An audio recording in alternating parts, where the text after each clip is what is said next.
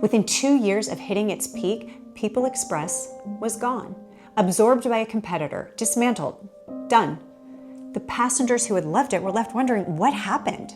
The business school professors who had praised it were left explaining why, and the answer, when it finally came, was not what anyone expected. In the early 1980s, a man named Don Burr had a vision. He was going to build an airline that made flying accessible to everyone, not just business travels or just the wealthy, but everyone.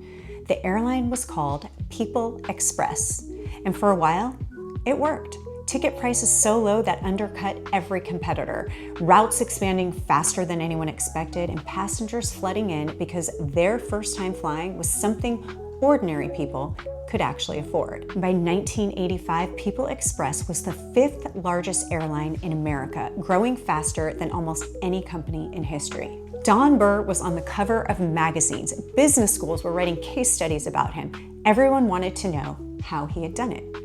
And then, almost without warning, everything collapsed. And it wasn't slow, it was fast. Within 2 years of hitting its peak, People Express was gone, absorbed by a competitor, dismantled, done.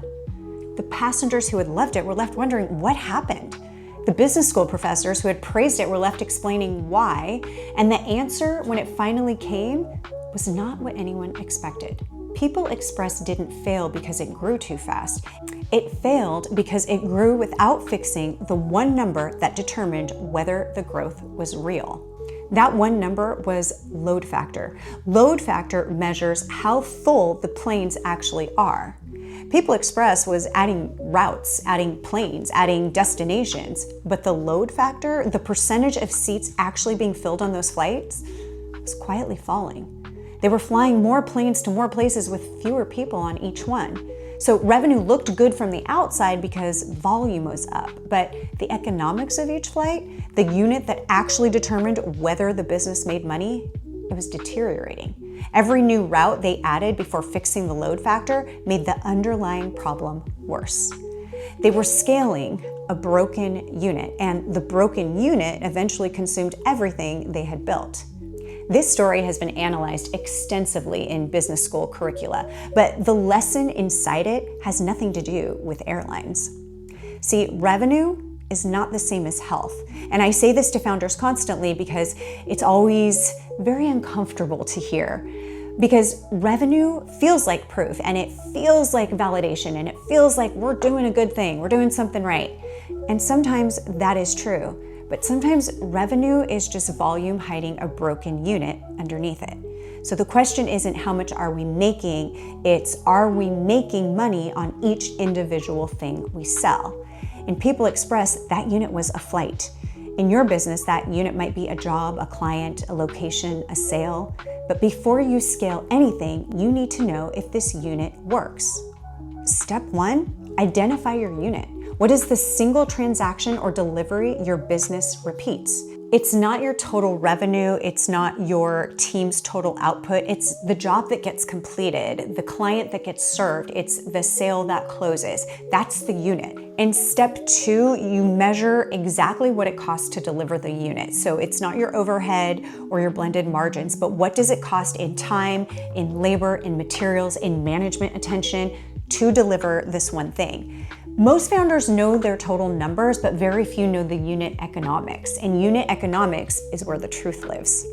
Step 3 is fix the unit before you scale it. Because if the unit isn't working, scaling just means you're losing money faster in more places.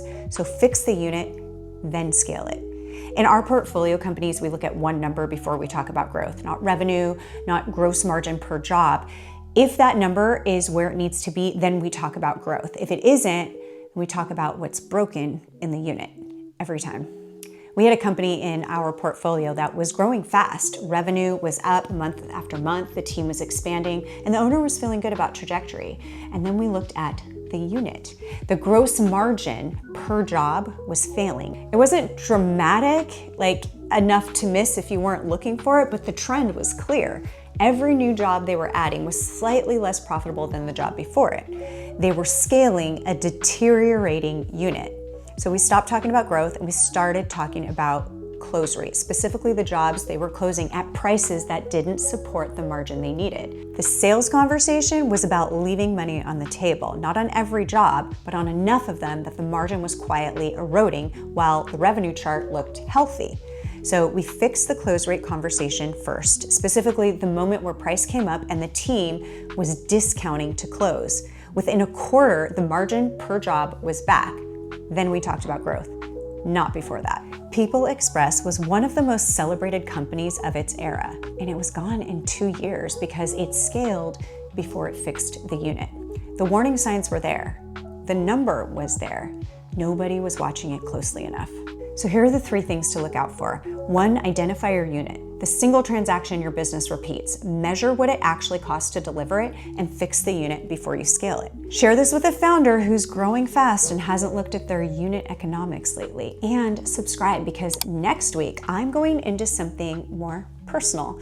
The story of a woman who built something for 15 years, won some years, lost some years, rebuilt more times than she can count. And one day, the fight just left her. What she did next changed everything.